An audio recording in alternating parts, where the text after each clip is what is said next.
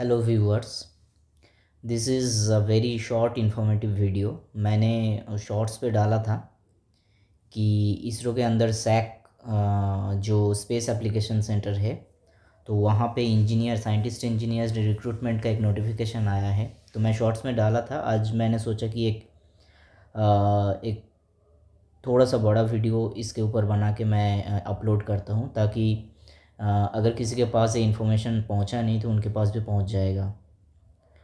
तो first of all आप देख लीजिए, दो अलग अलग पोस्ट के लिए वैकेंसी आया है। एक है साइंटिस्ट इंजीनियर एस सी और दूसरा है साइंटिस्ट इंजीनियर एस डी। दोनों ही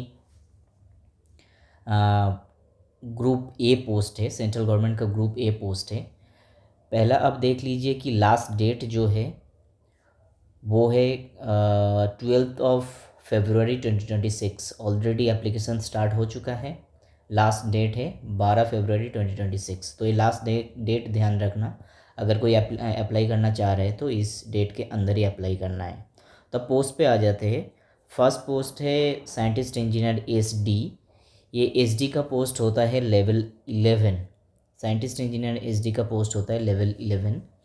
दोज हु नो कि सेंट्रल गवर्नमेंट में जो पे लेवल होता है अभी लेवल 1 से लेके लेवल 15 तक जाता है। तो ये लेवल 11 का पोस्ट है साइंटिस्ट इंजीनियर एस डी। इसमें क्वालिफ़िकेशन चाहिए पीएचडी आरएफ एंड माइक्रोवेव में। ठीक है, ये पहला पोस्ट है। सेकंड जो है, मतलब अलग अलग जो स्पेसिफिक फील्ड में साइंटिस्ट इंजीनियर चाहिए, तो उसका जो है क्लासिफिकेशन ऐसा है कि वायरलेस कम्युनिकेशन और सैटेलाइट कम्युनिकेशन और डिजिटल कम्युनिकेशन, उसमें भी उस पर्टिकुलर रेलेवेंट फील्ड में पीएचडी चाहिए। थर्ड जो है एग्रीकल्चरल फिज़िक्स और एग्रीकल्चरल मेट्रोलॉजी, इसमें भी पीएचडी चाहिए। ठीक है, अब इसका लेवल जो है लेवल 11 और इसका जो स्टार्टिंग बेसिक पे होता है 67,100। दिस इज़ ओनली बेसिक पे।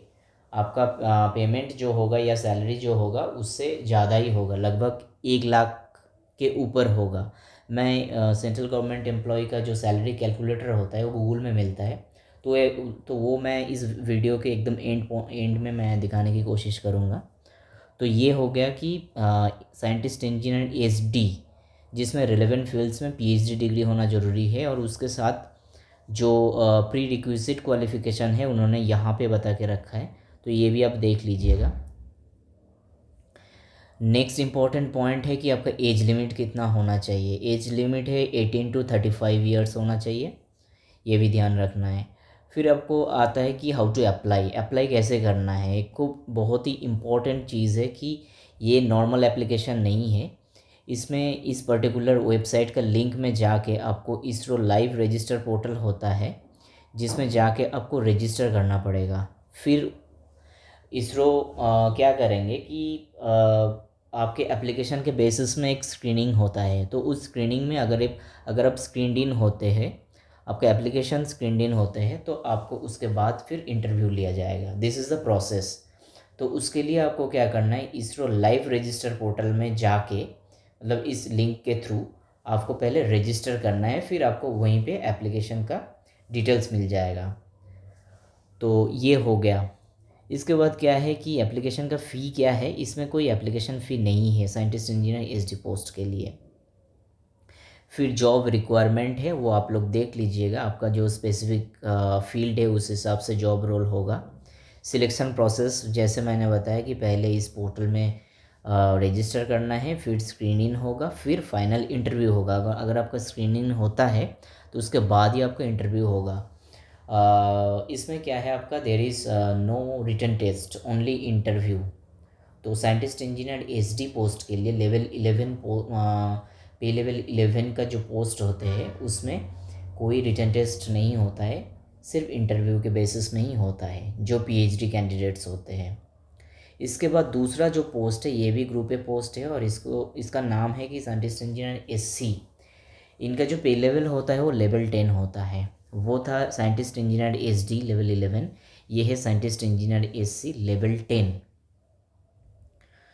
इसमें क्या है, इलेक्ट्रॉनिक्स एंड कम्युनिकेशन है, और इसमें एसेंशियल क्वालिफिकेशन है आपको एम टेक। नेक्स्ट है इलेक्ट्रॉनिक्स एंड कम्युनिकेशन, जिसमें आपका क्वालिफिकेशन है M Tech in micro electronics, VLSI design, embedded system, VLSI embedded system, integrated circuits and system, semiconductor technologies और equivalent invention subject. Whatever it is, आप एक बार पढ़ लीजिए, आपका जो रेलेवेंट होगा उस हिसाब से आप अप्लाई कर सकते हैं। Prerequisite obviously M tech, तो उनका prerequisite obviously B tech होगा।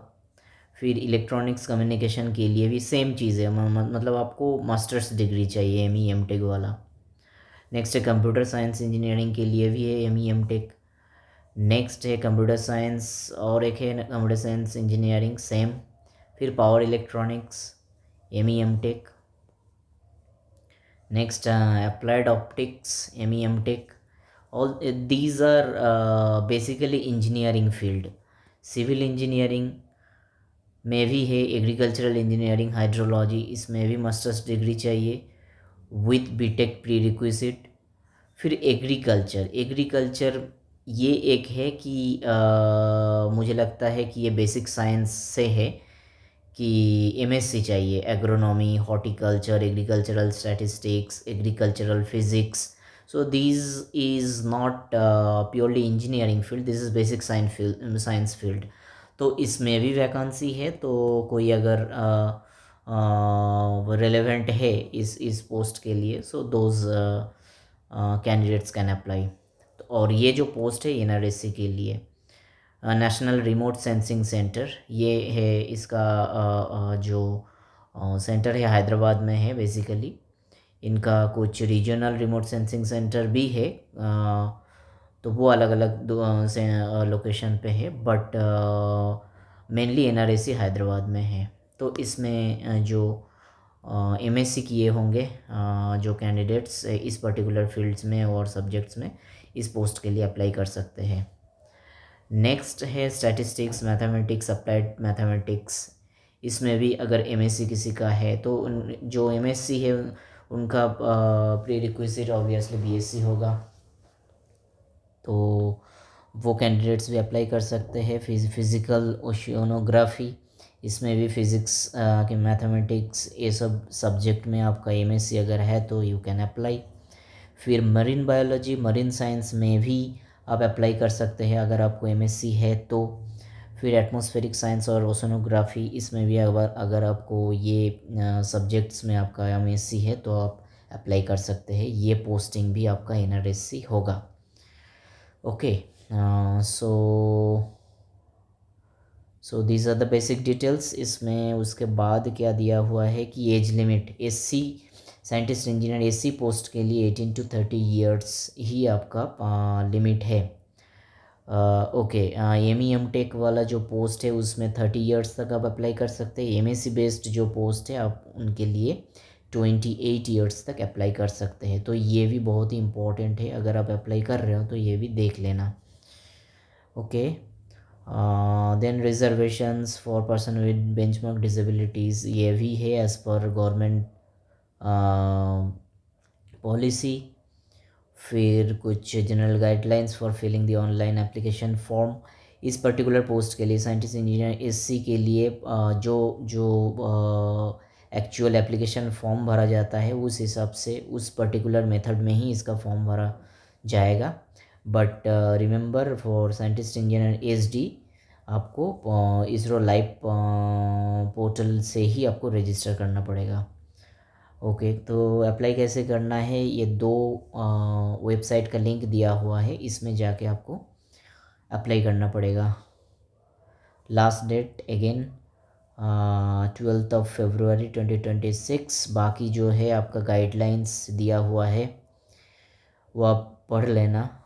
ऑब्वियस है, those who will be eligible और interested for this type of posts which are related to ISRO, they will definitely read the official notification very carefully, then they will apply. No need to elaborate that. Then refund of application fee, job requirement for scientist engineer SC, then selection process for scientist engineer SC.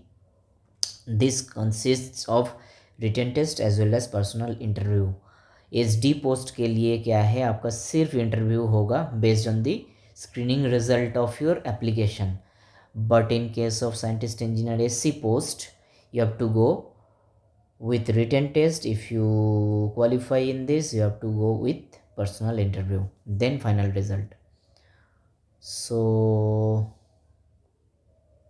these are the exam pattern basically.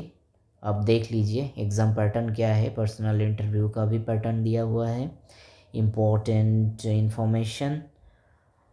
Okay, so important dates start हो चुका है, last date 12th of February. So these are the important details. I think that's all. Yeah, that's all. So this is the information I wanted to share with you. Those who are relevant, those who are watching this video and not relevant to this particular video, who may know somebody who is related or who is relevant for this video, please share with them. क्योंकि मैं सोचता हूँ कि sharing is caring. अगर आप share करोगे तभी किसी को केयर कर, जिसको केयर करते हो उनके साथ शेयर करो ज़रूर। और okay, and one more thing, I just wanted to show you कि how to calculate central government service का जो सैलरी होते हैं, how to calculate that. Online में जो है आपका कैलकुलेटर मिल जाता है। अगर आप ऐसे लिख के सर्च करोगे सेंट्रल गवर्नमेंट सैलरी कैलकुलेटर, ऐसे ओपन हो जाता है, बहुत सारा लिंक मिलता है। तो इसमें क्या है, मैं एक लिंक ओपन करके मैं दिखाता हूँ। जैसे ये जो है सिलेक्ट योर पे लेवल, जैसे हमने अभी देखा पे लेवल 10 एंड पे लेवल 11। अगर पे लेवल 11 का अगर आप देखोगे तो पे लेवल 11 आपको चूज़ करना पड़ेगा, सिलेक्ट करना पड़ेगा, सिलेक्ट बेसिक पे। तो उसमें जो स्टार्टिंग पे जो होता है वही बेसिक पे होता है, और इसमें स्टार्टिंग जो है 67,700 इज़ योर बेसिक पे। फिर अगर आप अहमदाबाद के लिए देख रहे हो, it depends on the city where you are going to be posted. So select the type of your city for HRA, house rent allowance। तो अहमदाबाद अभी एक्स क्लास सिटी में है, तो उसमें 30% HRA मिलता है, वो आपको सिलेक्ट करना है। फिर आपका जो TA, basically it is TPTA, transport allowance, तो ये भी हायर TPT सिटी के अंदर ही आता है, ये जो अहमदाबाद सिटी है। उसके बाद DA परसेंटेज ऑटोमेटिकली अभी क्या है, DA परसेंटेज 58%। सो अभी कैलकुलेट करना है। Okay done. So now you got your result. पे लेवल 11, बेसिक पे this one, DA HRA, DA is 30, basic पे के ऊपर DA is 39,000 plus, HRA is 20,000 plus, TPT is 11,000 plus. So altogether gross salary is 1,38,652। फिर NPS का deduction होता है, अभी मैंडेटरी है NPS का deduction. CGHS central government health services scheme जो है उसके लिए 650 रुपीज़ डिडक्शन। फिर income tax 10,000 something deduction. So all together after all the deduction you will get in hand around 1,17,000. This is that scientist engineer HD post. Okay, so you can check this way. So मुझे share करना था ये चीज़ आप लोगों के साथ, एक video के थ्रू मैंने शेयर कर दिया। Thank you so much for watching this video.